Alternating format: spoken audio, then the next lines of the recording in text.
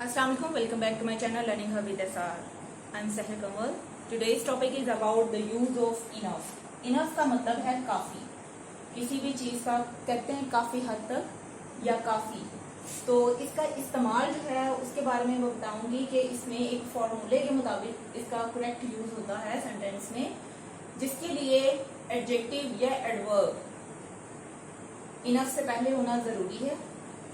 उसके बाद इनफ और इनफ के बाद इंफिनिटिव टू का इस्तेमाल होता है और टू के बाद फर्स्ट फॉर्म ऑफ वर्ब इस्तेमाल होती है। कोई भी इनफ से पहले किसी एडजेक्टिव या एडवर्ब का होना जरूरी है और इनफ के बाद टू का और फर्स्ट फॉर्म का होना जरूरी है। बेसिक चीज जो है वो कोई एडजेक्टिव या एडवर्ब हो और उसके बाद टू होना चाहिए इनफ के। ये दो चीजें बहुत जरूरी हैं। तो यहाँ देखिए एग्जांपल्स में, it is hot dash to swim. It is hot. अब सेंटेंस में हॉट क्या है? एडजेक्टिव है।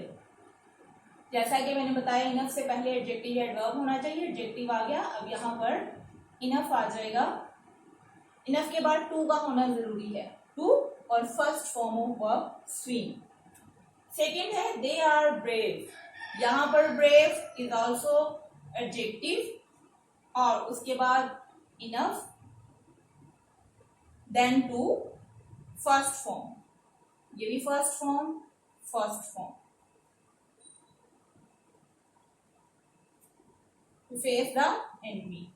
Third example is she is old. Old is also adjective, then enough to what now. To के बाद फर्स्ट फॉर्म आ गई और इनफ से पहले एडजेक्टिव आ गया, इनफ के बाद टू। फोर्थ एग्जाम्पल थोड़ी सी डिफरेंट है कि Nasir was dash active dash to complete the work.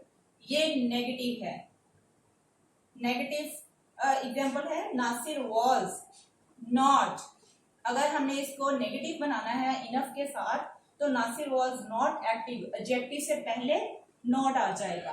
तो ये देखिए ये एडजेक्टिव है, एडजेक्टिव से पहले नॉट आ गया, नासिर वॉज नॉट एक्टिव। यहाँ पर इनफ आ जाएगा फॉर्मूला के मुताबिक। इनफ से पहले एडजेक्टिव आ गया और इनफ के बाद टू आ गया, कंप्लीट द वर्क।